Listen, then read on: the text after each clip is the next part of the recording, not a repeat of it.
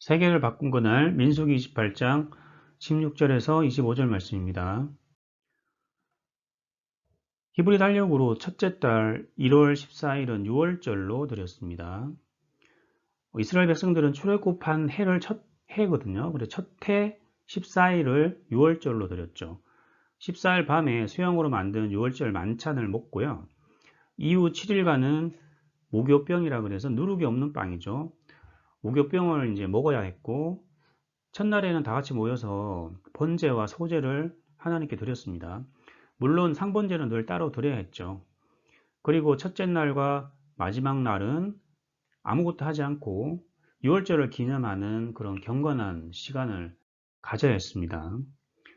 제가 예전에 한번 말씀드린 적이 있는데 6월절은 히브리어로 하면 패사흐라고 합니다. 형벌로부터의 면제, 지나가다, 패스오버이라는 뜻이 있죠. 그리고 또 하나 중요한 뜻이 있는데요. 다리를 전다, 다리를 저는 이라는 뜻이 있습니다. 다리를 저는 하면은 야곱이 생각이 나죠. 야곱이 내가 주인이 되어서 대부분의 인생을 살았지만 약복 강가에서 예수 그리스도와 씨름하여 하나님마저 이기려고 했지만 환덕뼈가 탈골이 되어서 다리를 절게 되었죠.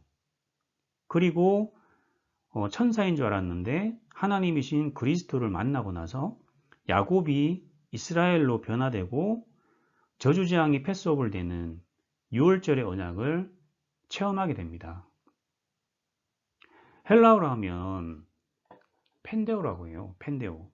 마태복음 5장 4절에 보면 애통하는 자는 복이 있나니 그들이 위로를 받을 것이며 에서 애통이 바로 펜데오입니다.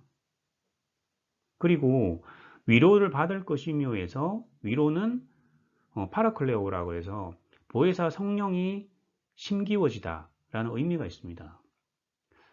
정리하면 애통하는 자, 그렇죠. 야곱처럼 다리를 저는 체험을 한 자를 통해서 6월절의 언약이 성취가 되고 저주장이 떠나가는 거죠. 패스오버 되는 거고 성령이 우리의 마음판에 새겨지는, 다시 말하면 복음이 나의 것이 되는 하나님의 사람이 된다는 뜻이죠.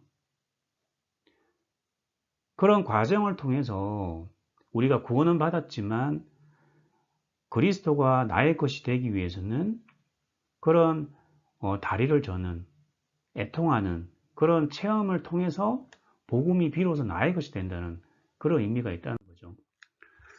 서론에서 성경을 보는 세 가지 관점이 있다고 말씀하셨습니다. 불신자들은 종교인이죠. 성경을 선행이나 철학의 관점으로 보고요. 뿌리가 약한 신자 같은 경우는 성경을 자꾸 문제 해결의 관점으로 보는 거죠. 우리도 처음에는 그랬잖아요. 하지만 복음이 좀 뿌리가 내려지고 사명자 같은 경우는 성경을 그리스도의 관점으로 자꾸 보게 됩니다. 그러면 자꾸 해방받거든요. 문제와 위기가 오더라도. 제목이 세상을 바꾼 그날이잖아요. 세계는 현장을 의미하거든요. 어떻게 하면 나의 현장을 바꿀 수 있을까요? 뒤집을 수 있을까요? 크게 보면 두 가지죠. 보통 시달림, 그 다음에 경제 문제. 시달리는 거는 뭐 영적인 문제라든지 인간관계, 자녀, 부모 상처, 그리고 다른 사람한테 설명할 수 없는 나의 시달림. 그리고 대부분 경제에 많이 시달리거든요. 그래서 이 두 가지를 바꿔야 되는데 어떻게 하면 이런 세상과 세계를 바꿀 수 있냐 하면 나의 영적 세계, 나의 영적 상태를 바꾸면 되는 거예요. 그러면 바깥 현장을 바꿀 수 있습니다. 하나님이 우리를 구원한 순간부터 천국은 이미 우리에게 와 있어요. 그래서 세대주의들이 얘기하는 뭐 천년왕국 이런 건 없어요. 무천년설이거든요. 이미 천국은 예수님이 십자가에 죽으시고 부활하시고 나서는 그 천국은 이미 우리한테 와 있는 거죠. 그래서 그 천국을 찾아서 누리다가 천국에 가는 것이 하나님의 뜻입니다. 신분 권세를 누리다가 천국에 가야겠죠. 그러려면 어떻게 해야 하는가 하면요. 결단하고 처음부터 다시 시작하면 됩니다. 그래서 먼저 6월절을 각인해야 돼요. 6월절이 그리스도잖아요. 영적인 상태를 바꾸는 유일한 길입니다. 그리스도로 각인될 때 정신과 마음과 뇌가 변화되고 영적인 변화가 일어납니다. 영적인 변화는요, 시간 좀 많이 걸려요. 그래서 제일 먼저는 이렇게 복음을 각인해서 뇌가 변화되어야 돼요. 유대인들은 마음 하면 마음을 다하여 할 때 그 마음을 뇌로 인지합니다. 그 사람들은. 그래서 마음과 생각을 바꾼다는 것은 뇌를 바꾸는 거예요. 어떤 것으로도 나를 바꿀 수 없어요. 뇌를 바꿀 수 없습니다. 출애굽할 수 없죠. 그래서 우리는 6월절에 그리스도의 언약의 피를 붙잡아야 합니다. 그리스도의 그 언약의 피를 붙잡을 때 우리는 하나님 만날 수 있거든요. 현장에서. 하나님을 만나야 그때 비로소 문제 속에서 자유와 해방을 누리게 돼요. 그러면 조금 행복이 찾아오겠죠. 이게 계속 지속이 되면 내 인생이 점점 성공하는 방향으로 가게 되죠. 승리하는 인생이 되는 거죠. 그래서 우리가 이 6월절 그 그리스도의 언약을 체험을 통해서 뿌리를 내려야 됩니다. 17절에 보면 무교병을 먹으라고 했죠. 무교병은 누룩이 없는 빵입니다. 누룩은 나 세상 성공, 물질 성공의 삶을 의미하죠. 비록 우리가 세상에 노출되어 있지만 복음에 집중하는 시간을 지속해서 가질 때 복음이 뿌리가 내려집니다. 한번 지속해 보세요. 조금 뿌리가 내려지면 문제를 풀 수 있는 힘이 생겨요. 지금 여러 가지 문제가 많죠. 힘드시죠, 그죠? 왜 힘든지 아세요? 문제가 너무 어렵게 보여서 그런 거예요. 문제를 풀 수 있는 힘도 없고 문제를 풀 엄두도 안 나는 거죠. 하지만 복음이 조금 뿌리가 내려지면 문제를 보는 눈이 달라집니다. 풀어보고 싶은 마음과 용기가 생겨요. 그리고 도전하게 됩니다. 하나님 자녀는 믿음으로 도전하면 하나님께서 반드시 도와주시거든요. 그럼 문제가 해결이 되겠죠. 아니면 더 이상 문제를 보이지 않게 되겠죠. 그렇게 문제를 하나씩 풀어보다 보면 이제는 더 큰 어려운 문제가 와도 풀 수 있게 됩니다. 문제 뒤에는 항상 응답과 열매가 있어요. 문제를 풀지 못하면 응답이 없는 거예요. 하지만 문제를 계속 풀어내는 사람은 계속 응답이 오기 때문에 하나님 자녀로서의 많은 축복을 누리는 성공된 인생을 살아가게 되겠죠. 그러기 위해서는 우리가 무교병을 먹어야 됩니다. 무교병 히브리어로 마짜라고 하거든요. 무교병은 처음에는 딱딱하고 맛이 없어요. 누룩이 없기 때문에 딱딱하고 그냥 무맛이거든요. 우리 크래커 생각하시면 돼요. 크래커. 딱딱한 크래커. 그래서 요즘 유대인들이 6월절을 지낼 때 아이들이 정말 힘들어한대요. 무교병을 먹는 것을. 맛이 없기 때문에 딱딱하고. 하지만 무교병을 처음 먹을 때는 먹기가 괴롭지만 자꾸 먹게 되면요. 무교병의 깊은 맛을 음미하게 됩니다. 그리고 나중에는 누룩이 들어가 있는 빵이 맛이 없어져요. 안 먹게 되거든요. 마찬가지인 거예요. 우리도 복음이 처음에는 나와 맞지 않죠. 현실과 맞지 않죠. 하지만 계속 복음을 누리게 되면 복음 외에 다른 세상적인 것은 가치가 없게 됩니다. 그래서 어쨌든 기도를 지속해야 돼요. 기도 시스템을 지속해야 됩니다. 3집 고백, 신앙 고백이죠. 주는 그리스도시요 살아계신 하나님의 아들이십니다. 주인 고백, 매일 꾸준히 지속하세요. 그러면 지난주에 제가 말씀드렸던 것처럼 뇌에 DMN이라고 하는 곳이 안정이 됩니다. DMN이 안정이 되면 사람이 굉장히 차분해진다고 했죠. 안정감이 있게 된다고 그랬죠. 그리고 39절 암송하시면 39절 암송 다 못하시면 7축복을 암송하시면 돼요. 하지만 눈으로 보고 하지 마시고 될 수 있으면 다 외우셔야 됩니다. 39절을 계속 꾸준히 암송하시면 DMN이 더 폭발적으로 안정이 됩니다. 사실은 이런 신앙 고백과 39절 암송만 꾸준히 집중을 해서 꾸준히 할 수 있다면 이 사람의 뇌는 DMN은 굉장히 안정이 돼요. 안정이 되면 정신도 안정이 되죠. 정신이 안정이 되면 육신의 질병도 많이 좋아져요. 피곤하지도 않고 염증이나 뭐 위장장애라든지 그 외에 다른 질환들이 많이 이제 안정이 되는 거죠. 그리고 이런 메시지를 계속 듣고 성경을 읽고 하면요. 뇌의 전 전도엽이 발달이 돼요. 전도엽은 뇌의 사령관이라고 할 수 있거든요. 그래서 사람이 조금 더 고차원적인 사고를 하게 돼요. 창조적이고 더 높은 생각과 사고를 하게 되는 거죠. 그리고 자신을 잘 컨트롤할 수 있어요. 그래서 이런 신앙 고백과 39절 암송 위에 메시지를 듣고 성경을 계속 읽잖아요. 그러면 전전도의 발달이 되기 때문에 하나님을 더 깊이 이해할 수 있어요. 고차원적인 사고를 한다고 그랬죠, 제가. 그러면 어떻게 되겠습니까?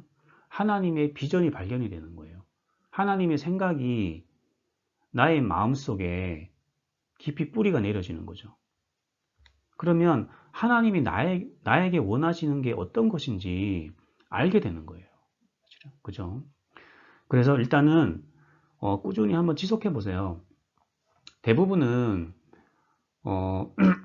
먼저 뇌가 안정이 돼야 되는데 이게 각 사람마다 시간이 좀 다르거든요. 어떤 사람은 뭐 6개월만 해도 되게 좋아지는 사람이 있고요. 어떤 사람은 3년을 해도 별 차이가 없는 사람이 있어요. 그거는 각자 그 DM이라는 곳이 좀 많이 좀 고장나신 분들은 시간이 더 많이 걸리는 거고요. 그러니까 많이 시달렸던 분들은 더 많이 걸리는 거고, 그나마 좀 안정되어 있던 분들은 조금만 암송해도 DMN이 굉장히 안정이 되기 때문에 그런 가시적인 응답들이 조금씩 오는 거죠. 그래서 어쨌든 계속 지속하면 응답은 와요, 반드시.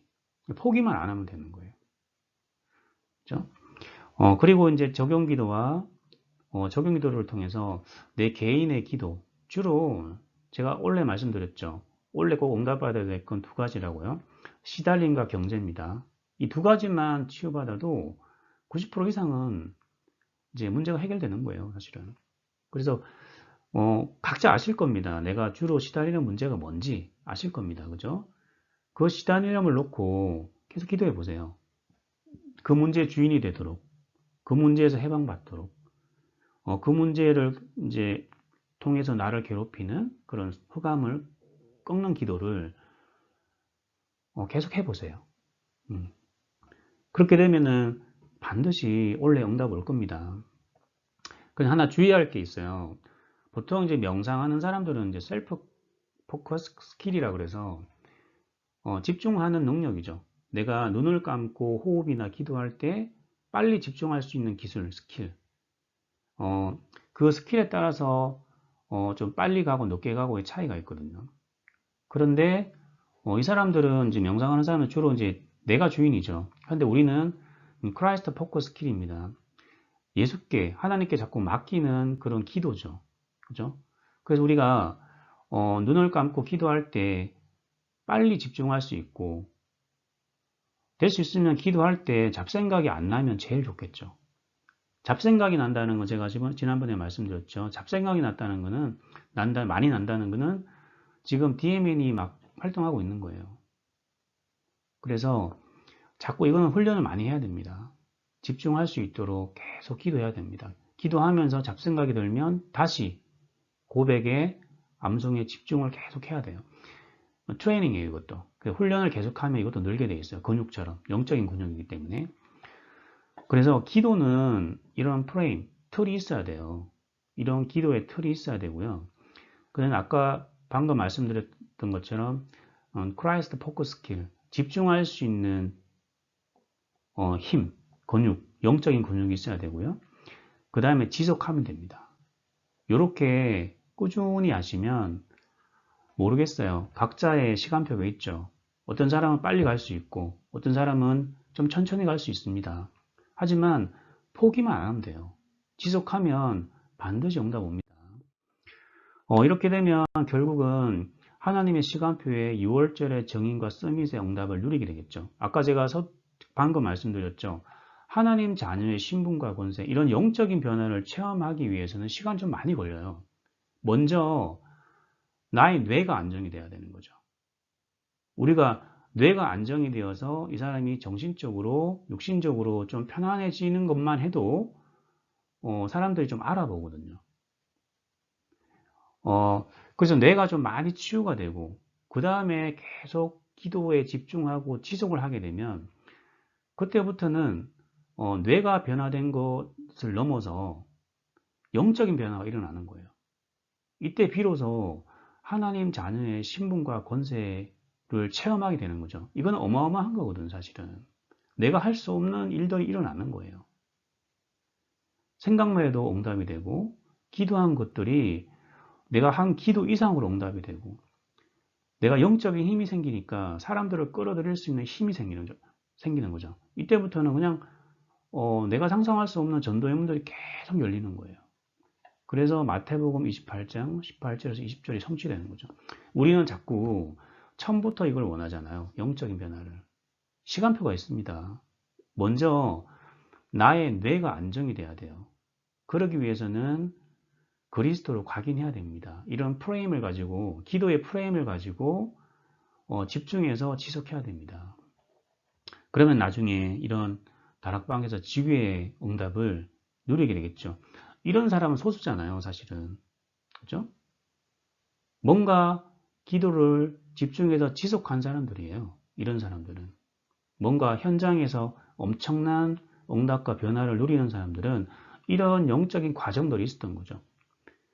그래서 좀 느리더라도 단계를 밟아서 서서히 기도해 나가면 반드시 이런 응답을 누리게 됩니다. 결론인데요. 먼저 바깥 세상, 나의 바깥 현장을 변화시키려고 하면요.